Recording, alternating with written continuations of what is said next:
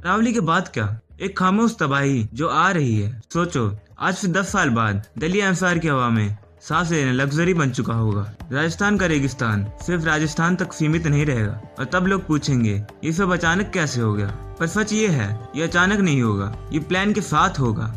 अरावली के पेड़ काटे जा रहे हैं और हम सिर्फ न्यूज स्क्रॉल करके आगे बढ़ जा रहे हैं। पर अरावली कोई नॉर्मल पहाड़ी नहीं है, ये भारत की सबसे पुरानी माउंटेन रेंज है। और इसका गिरना सिर्फ पेड़ गिरना नहीं है, ये पूरे नॉर्थ इंडिया के फ्यूचर का गिरना है।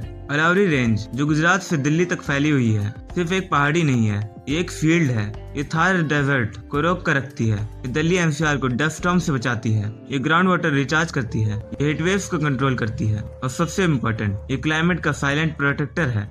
पर जब प्रोटेक्टर ही खत्म होने लगेगा तो फिर क्या बचेगा? आज अरावली में हो रहा है mining, illegal construction, highways, luxury farm houses, commercial projects. Development के नाम पर हजारों हेक्टेयर जंगल काटे जा रहे हैं और हर कटा हुआ पेड़ सिर्फ लकड़ी नहीं देता, वो ले जाता है 100 साल का इकोसिस्टम, हजारों जीव जंतु का घर और फ्यूचर की सेफ्टी। पर ये सब पेपर पर अप्रूव्ड होता है और जमीन पर तबाही।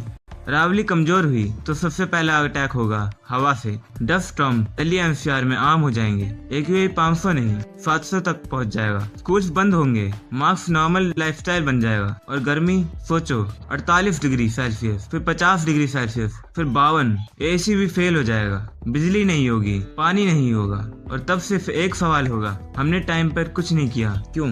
अरावली का जंगल एक नेचुरल स्पंज की तरह काम करता है। बारिश का पानी जमीन के अंदर भेजता है, एक्वीफायर्स भरता है, बोरवेल्स जिंदा रखता है। पर जब जंगल गया तो पानी भी गया। रिजल्ट, बोरवेल्स सूखेंगे, टैंकर माफिया बढ़ेगी, पानी पैसों से खरीदा जाएगा। आज जब पानी 2 रुपए में मिलता है, कल 200 में भी मुश्किल से मिलेगा। और याद रखना, पानी के बिना कोई शहर स्मार्ट नहीं होता। जब जंगल कटता है तो जानवर शहर में आते हैं। लेपर्ड, नीलगाय, स्नेक्स, ये विलेंस नहीं है, ये विक्टिम्स हैं। उनका घर छीना गया है। और जब वाइल्ड लाइफ और ह्यूमंस का क्लैश बढ़ता है, न्यू डिजीजेस आती हैं, अननोन वायरसेस फैलते हैं, पैंडेमिक्स का रिस्क बढ़ता है। कोविड ने सिर्फ वार्निंग दी थी, आगे के चैप्टर्स और ज्यादा डेंजरस हो सकते हैं। अरावली के बिना थार डेजर्ट का रास्ता खुल जाएगा।